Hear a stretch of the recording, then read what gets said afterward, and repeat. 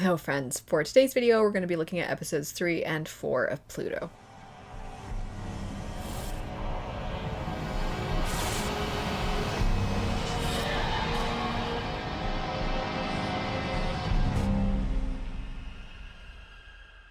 Since these are longer episodes and I'm combining 3 and 4 together as opposed to doing a video dedicated just to one single episode, I am going to go through the events of the episodes a little bit faster and primarily focus on the most notable elements of these episodes. So to kick it off, we are introduced to a number of new characters in episode 3, one of whom happens to be Adam's sister. I do like the introduction of this character. I did see that Astro Boy typically does have this character pop up in his story, so I like that we're introducing her into the picture. Her connections to recognizing people's feelings and emotions I do think is interesting. I'll be curious to see how this plays out, as I haven't really seen any of our other advanced robots have this same ability. We're also introduced to, I believe it was Professor Abula, and I thought it was very notable that this character, it's kind of up in the air whether they're a human or a robot, because I noted that it said that their body was destroyed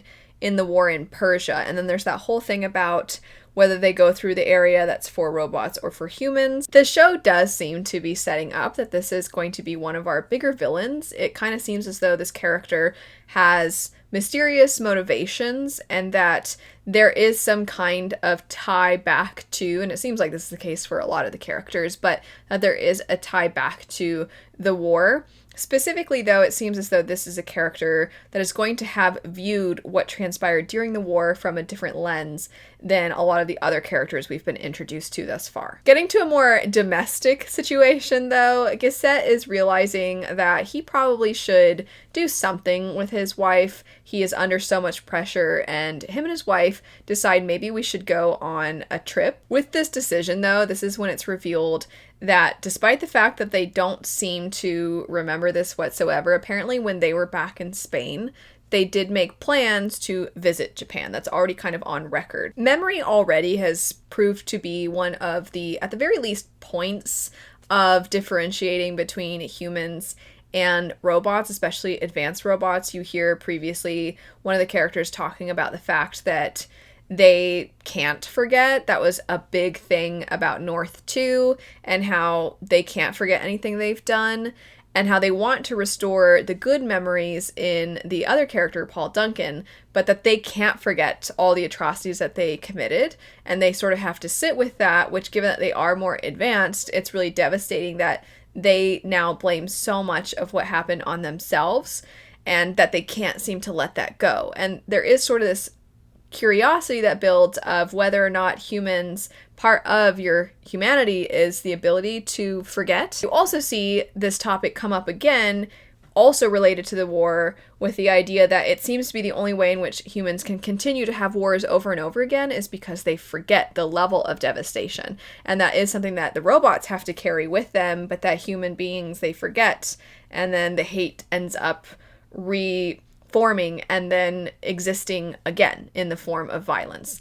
But I think it's really interesting that Gisette should be able to remember and has no recollection of something that's transpired before. It is assumed that something was done specifically to his memories, for what reason we don't know, and it also seems as though Adam got a peek into it, because in that scene when he says, oh, I'm gonna go to the restroom, even though I don't have to, just it's all the human experience, and then he leaves and then he cries in the bathroom for whatever it is that happened to Gisette. And it makes me wonder if he himself doesn't remember whatever this devastating thing is that he did, or what happened to him. It's unclear, but it does make me wonder, is it something where his memories were distorted, but only within his own frame are they distorted, and if somebody else gets a hold of it, then they do know, and is that what Adam saw? Or is Gisette just continuously living with something that he did that he would be remorseful for if he could remember, but he can't? Does he remember, and then there's other details that are less significant that he's forgot? Like, what is it in his memory? I really want to know.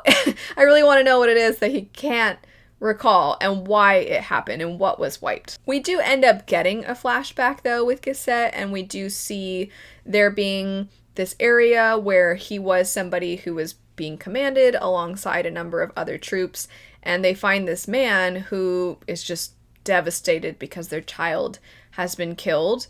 And the way in which this show is doing a really fantastic job of creating in you this extreme level of disgust and discomfort with how easily people are labeled a certain way, especially the use of the word terrorist to label certain groups of people. And most of the time, the ones that orders are carried out against are just these innocent civilians who are losing loved ones. And in this instance, they've lost a small child.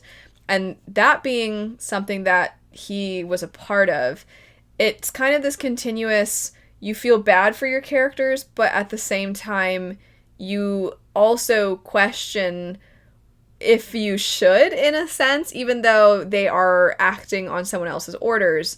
But all of it together is just so devastating, and you want to find out who is causing all of these who's making all of these decisions. And obviously we've gotten some glimpses of there just being these political powerhouses that make decisions, and then they trick everybody and they use the media to convince people of certain lies, and then people end up killing each other. And in this world, there's also robots that are killing each other. What I think is interesting is, I just mentioned the way in which they use media to distract or to convince. And that was actually a really interesting thing that we saw within this. So there's this person that is obsessed with Cassette, and you don't really know the full details. You just imagine that they seem to think that he was responsible for the death of his criminal brother, which, even though it's known and accepted that the brother was a terrible person, the idea of a robot harming his brother, this character's name is Adolf, he's just so infuriated by this, and he wants to kill Cassette.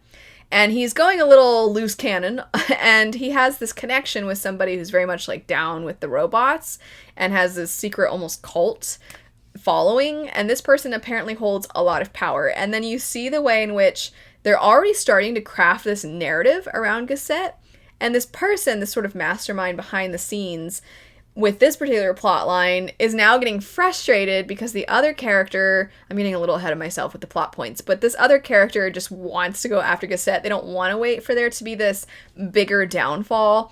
And then that now puts them in danger, and there's almost like this kingpin feeling to it all.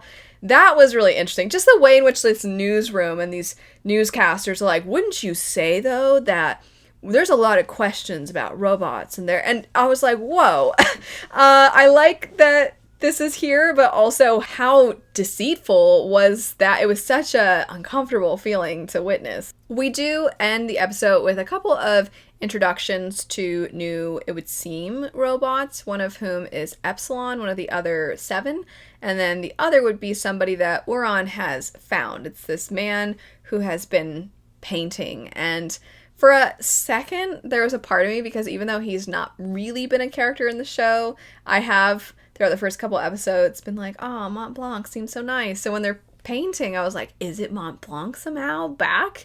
And maybe we can actually get them as a character. And I was like, oh no, it's Pluto. Getting into episode 4, I was so nervous, but I'm glad it didn't turn out this way for a number of reasons.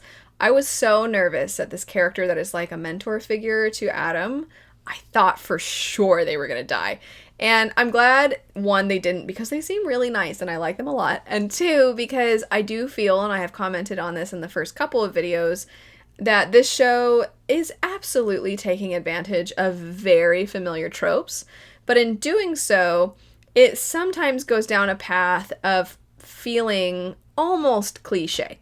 And what I've complimented up through this point is that it manages to just barely skirt the line where it doesn't go into cliche territory, because it ends up subverting your expectations. It just really pulls for so long into the cliche territory and then finally flips things on their head. As a result, though, it has had certain scenes that have inevitably, within that stretch of time where things are leaning into cliches, it does have certain things happen predictably. So the opening, you have this mentor character who has this nice robot guard, and they're like, it's fine, let me help out with this robot dog, and they're just like being nice, and I was like, no, they're gonna die. And by them not dying, it did, in fact, take my expectations and do something different with them. And apparently Adam's dead, and I'm like, no, he's not. I don't know what happened to him, but there's this large storm with the location where this character's grandson is, and Adam's like, it's Pluto, I have to get Pluto. And they go, and then you see Uran shows up, and then apparently Adam's dead. And then we kind of just don't revisit that basically the rest of the episode. So I'm like, I mean, he's not dead. Unless they really subverted expectations here and did something where they're like, yeah, no, he's dead. That would really surprise me. I don't think he's dead, though. I'm just wondering when we're going to see him again, because we basically don't see him again for the rest of this entire episode. You do see that Gazette, we kind of segue back to him, and he's having a nightmare. And what the nightmare entails, we don't really know the full details of. It certainly seems like it's related to Pluto's death, but also I do wonder if somehow through these connections that he's having with the other robots, because you do see something similar happen in previous episodes when they're losing them, it does make me wonder if it's reawakening something within him. Some of the things that potentially have been scrapped or that he's forgotten. It makes me wonder if there's more to it than just, oh, I had this thought when Adam died, quote unquote. But also, as a side note, I'm like, why does he have to sleep? I don't know the full extent of what they don't have to do and what they do have to do as robots.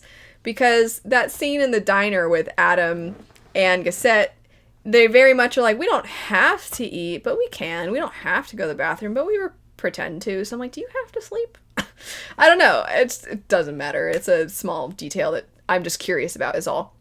And I mentioned a second ago that they were in this cafe. Speaking of cafes or restaurants, I don't really know. It doesn't matter. But there's a part where he's in a cafe in this episode. And the name of it I wrote down is called Starbucks, which I enjoyed. I thought that was funny. Anyway, Gazette, though, he goes into work. He's talking to other people that he generally interacts with.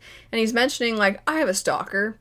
Just, heads up, don't know what to do about that. And they're like, it's fine. And I'm kind of like, hey, he can't defend himself. If it's a human, he's not supposedly able to cause harm to humans. I don't know the full extent of what that means, but he can't potentially fully defend himself. So I'm kind of like, can we not be so casual about the fact that Gazette has a stalker?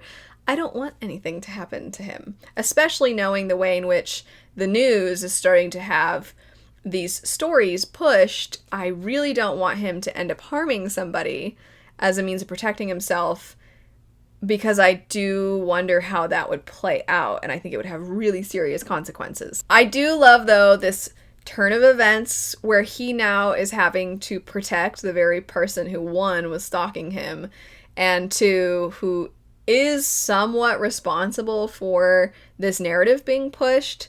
Not directly, as he wasn't the one who is the mastermind behind it all, but he was somebody who was like, I want to get this guy. And I just love that his son is obsessed with Gazette and thinks he's so cool. I love that, because his character is insufferable. He's so annoying and he's so stupid. So to have his son be like, you're so cool to Gazette, I loved it. I felt like it was such a good slap in the face. Somebody does come after both of them, meaning Gazette and Adolf, and then you also see that somebody was going after the scientist. Thankfully, Epsilon saved the scientist, but we still don't know the full extent and all of the details surrounding these events. But when they are trying to get to this safe house, you see that Adolf goes into the restroom. He's sort of having a little bit of a meltdown. He's really nervous that his family's going to be harmed. And then there's this cleaning robot basically in the bathroom, and it starts saying things to him, and he doesn't take these things well, and he starts basically destroying this robot. And once again, Gazette has a very strange reaction, a very strong reaction to seeing this happen. It's not the first time that he's seemed to have a reaction that doesn't quite feel like it makes complete sense, and it would make more sense, strangely, if he was human, to have a reaction rooted in something in his past or some kind of trauma. But most of the robots thus far, it doesn't seem like they quite operate in that same way. And so for him to have this really intense reaction to seeing this. I mean, I was upset too because I liked the little robot. It couldn't help that something programmed it to say things to him, but I didn't expect Gazette to go in the direction that he went with his reaction. It seemed very involuntary, and I just want to know what's going on. He's had a number of like moments throughout the first few episodes, but there was another instance, and it always seems like it has something to do with the destruction of robots, because I noted, I think it was just in episode 1, when the one that was just at that checkpoint on that bridge, when he reports to the robot widow and those sorts of things, but then when he goes to check on what happened to it, they're like, oh, it'll be going to the scrapyard or something like that. And he really didn't seem to process that well. So it seems like there's something rooted in the destruction of them. And given that we've been given some glimpses into, there was this strange place that was found during the war and there was all these scrap parts. I'm just wondering if it's something to do with that. I don't know. The way this show is set up is it's very much like you're not meant to really have all the answers or even be able to predict, which isn't actually my favorite way of going about things. I usually like when I have some of the information where I can start to theorize, but it seems to be somewhat more so rooted in, we're just going to keep introducing new people and new plot points until everything converges at the very end. And seeing as we're only about halfway through, that means that I don't even have close to all of the pieces of the puzzle, so I can't put anything together just yet. I really want to start getting some answers. I feel like I just keep getting more things introduced, and I really want to feel like, okay, now we've got all of everything here, and I want to start putting all the pieces together. But anyway, that's it for some thoughts on episodes 3 and 4 for Pluto. I'm very excited to continue on. Thanks so much for watching. I hope you have a great rest of your day, and I'll see you later. Bye.